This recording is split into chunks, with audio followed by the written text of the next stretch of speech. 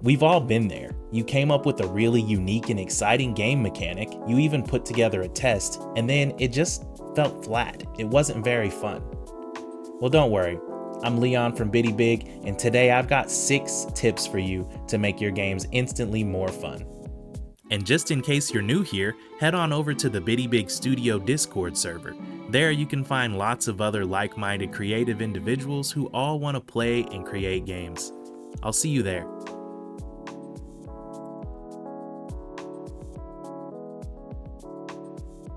Alright guys, I've got my super simple game scene here, which you can see a little character, simple tile, and a collectible item. We're using the 2D movement behavior pack from Bitty Big Studio, which you guys can get for free. Download, the link is in the description below. You can see I can jump, I can move, I can collect, and that's it. Just so you guys can see and make sure I don't have any kind of hidden stuff on here. We collide with the collectible, we collect it as an empty forget coin, and then we have our jump behavior, which comes in the kit standard. It hasn't been modified. Die when we're not on screen, and basic 2-way movement. All of this stuff comes standard in the movement behavior pack, and you can download that from my website. All right, so the first tip is something I like to call movement feel. And what is movement feel? Well, basically movement feel is like the scaling of the environment compared to the movement of your character, and also just the general movement of your character so that it feels nice to control. So we're going to just start off by testing it, see how it is. So I have a pretty nice jump there. I'm moving kind of slow. So yeah, I want to, and then of course, yeah, look at my, look at the height of my jump compared to my world. Seems kind of strange. So first things first here, we're going to go ahead and head over to the platformer. I think I'm moving slow, so I'm going to go ahead and speed myself up. Let's try 10, just double that speed. And then the jump was really high and also kind of floaty. So since the jump was kind of floaty, let's go ahead and up the gravity. And let's just test that out and see how it does. All right, so that's better. The movement's better. The jump's a bit better. The jump still feels a little bit strange to this height of the tile. In my jump behavior here, we have an initial jump speed of 5 and a jump force of 30. I think since 30 is 3 tiles, then maybe 20 would be 2 tiles. Let's try it out.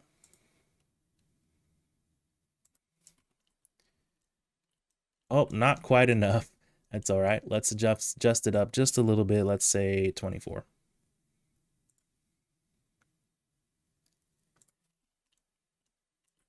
Perfect. And that does just feel so much nicer. Like when the game actually feels like it's the size that it's supposed to be compared to your player. So I can quickly throw together a little level.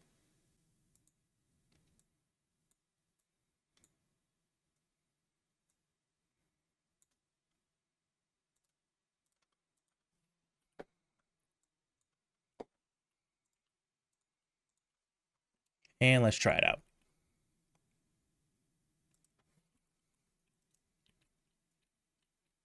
Yeah, better.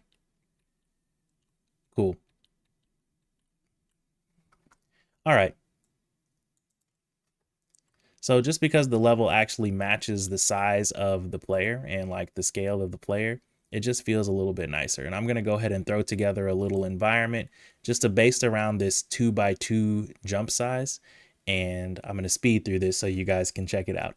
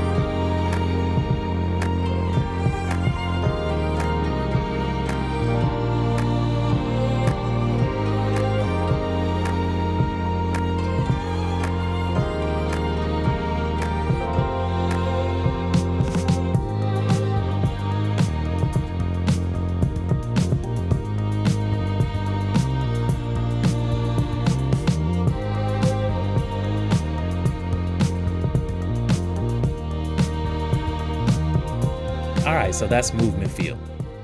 All right, my second tip is actually called color and contrast. So I follow a guy on YouTube named Thomas Brush, and he is always going on and on about how color can make such a huge difference in how your game looks. So I'm going to take his advice and just run through it. We're going to go to color.adobe.com and take a look at all the color palettes. This is free for anyone to use. I've actually already chosen a color palette, so I've got it saved here. And we're just going to use this color palette to make some art. So we're going to pop open our player here. I'm not an artist, so we're just going to use the colors provided and see what we can come up with.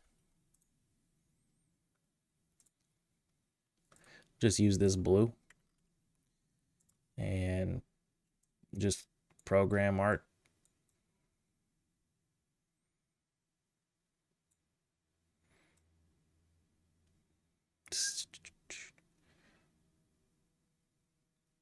Cool. So since he's blue, then my level needs to be mostly the other color. So I'll go ahead and make my tiles this pink color. We'll just fill it. Just for simplicity's sake, I'll just make it look exactly the same as the player.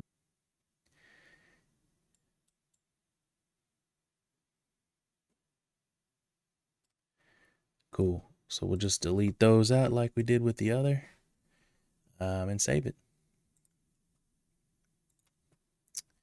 And we also have a background. So I'm just going to do a gradient.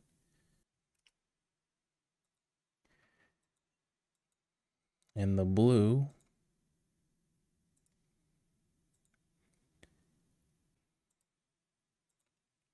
Yeah, it instantly looks better. That's fantastic. And then, of course, we did have one more color.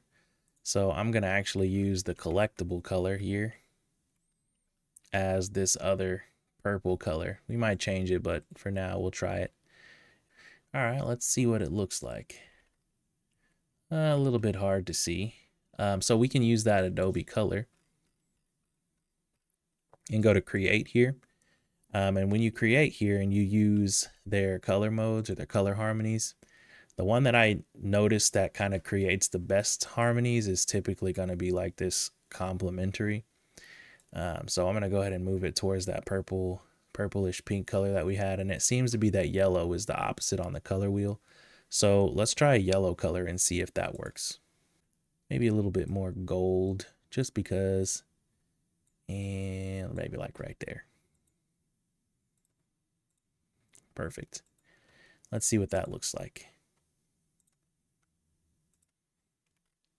Yeah, that's definitely a little bit easier to spot. We might make it a bit bigger. Let's try that. Save. Okay, so let's take a look at it now.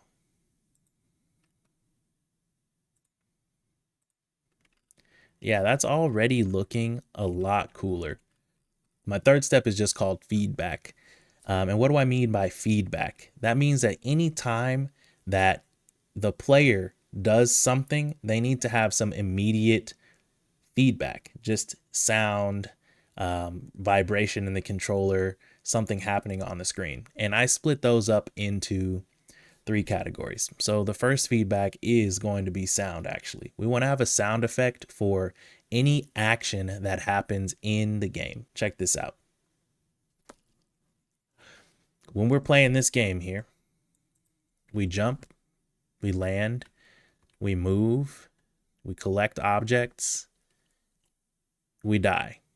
The game crashes when we die, but we die. We want to have a sound effect for all of those. So let's go ahead and create a list. Jump, land, collect, walk, and die. And we're going to go over to a free resource that I like to use. It is JSFXR. 8-bit sound maker. It's free. Everyone gets to use it for free. And you can download sounds from here and just use them to fill in. So we needed a jump. Let's go ahead and they even have a category jump. Cool. So they have some nice crunchy sound effects. and you can just download them and use them. And then I use a program called FL Studio. It was only like $100 to get free lifetime updates on that, but there's an alternative called Audacity that's also free. You can use either one. And to export sounds, actually, you can do that for free in FL Studio as well. So we're just going to download the sound, and we're just going to load this bad boy into FL Studio, play it. Perfect, it's working. We're going to export it, and I'm just going to repeat this process for all 5 sounds. So I'm going to fast forward through this part. Perfect, and I got my sounds exported, and then I'm going to go ahead and add them into Stencyl. All right, so I've got all my sounds loaded, and you can hear them now. That's the collect sound. That's the sound for when we die. It's the sound for when we land on the ground. And that's the sound for when we jump. So let's go ahead and add them to the player. I set my behaviors up to automatically send triggers out around the whole game. So if you check this out here, you can see that we actually do send out the trigger _jump. So we can go ahead and just add that trigger into the game here.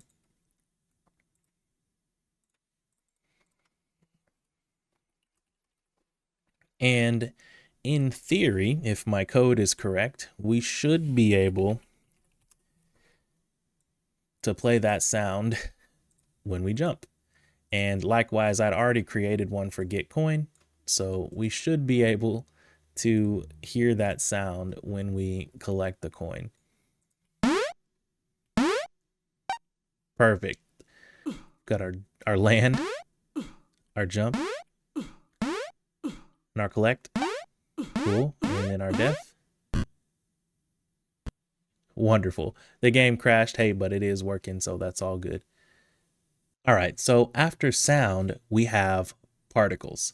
When a player collects something or jumps or moves or walks around or lands, those things usually create particles. And if you do a particle for each of those things, you'll see that it elevates the game even just a step further. I'm going to create a simple particle behavior, and I'm just going to reuse that across the board here.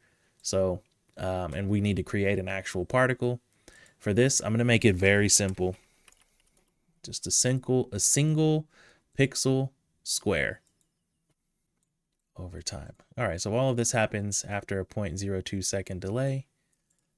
Okay, so now I can put this on my particle here and save it. And then any particle that I want should have those behaviors. And let's just try for the collectible here.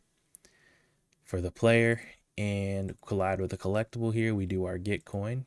So now inside of our get coin here, we can do a simple particle effect. And I'm just going to create 8 particles. We're just going to do 360 divided by 8, which is 45, multiplied by the current loop count.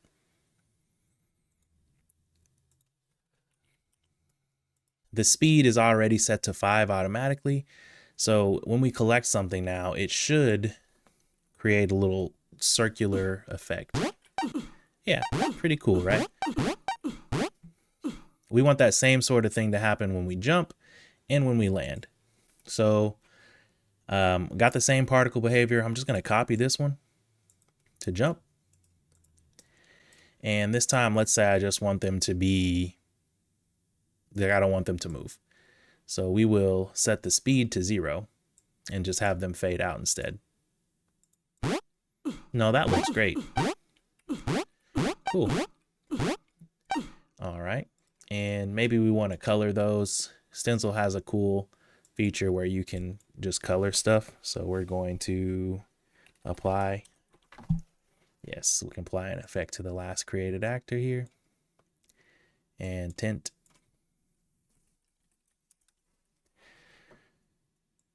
And let's just tint it a similar color to the player. So this lighter blue color will be just fine, and I'm sure that it'll look just fine. And test it. Oh, it's applying the tint to myself, so let's make sure that we apply it to the last created actor. Goofy. Cool. Yeah, it looks pretty good. And then we might want to apply the yellow tint to the other one just to make it look close.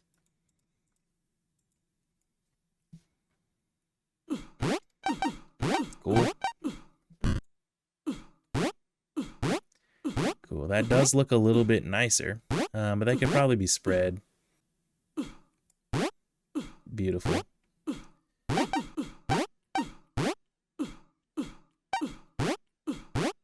Perfect. All right, so just with that little bit of stuff, we got some feedback, which is neat. The last couple of things that you want to add are music and ambience. Taking a look at this here, I'm getting some neon synthwave vibes, and the sounds are kind of bitty, and except for the landing one. Sounds like a grunt. Reminds me of a game that I played when I was a kid, actually, called Vector Man. Here's the soundtrack from that game.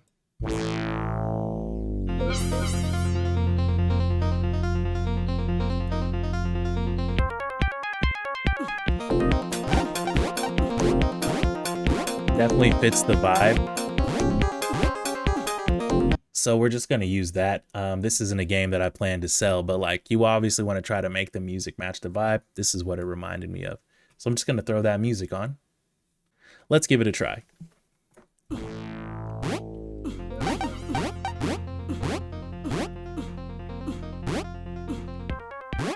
Cool. All right. So now we just need to do some stage setting. So I'm going to go ahead and add some collectibles in and put the game together really fast.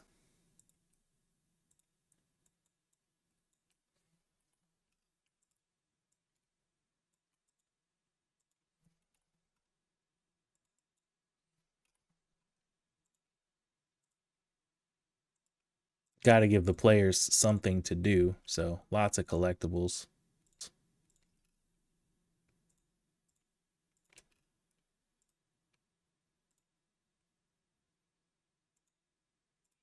And then just for some more visual flair, just as part of my normal process here, I do want my collectibles to move up and down. This is more feedback, by the way. This should have like a nice little sine wave effect. Yeah. 10 might be a lot. And we can also modify how much the tweening is. So let me try this normal in and out. Yeah, look at that.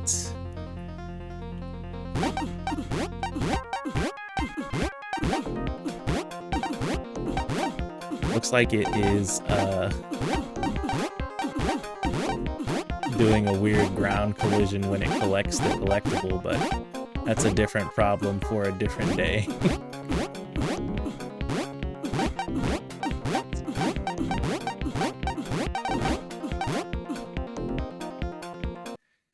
Yeah. Okay, some other visual feedback that we can do. Let's go ahead and change our particle here. And let's give it a second frame. Yeah, that's so cool.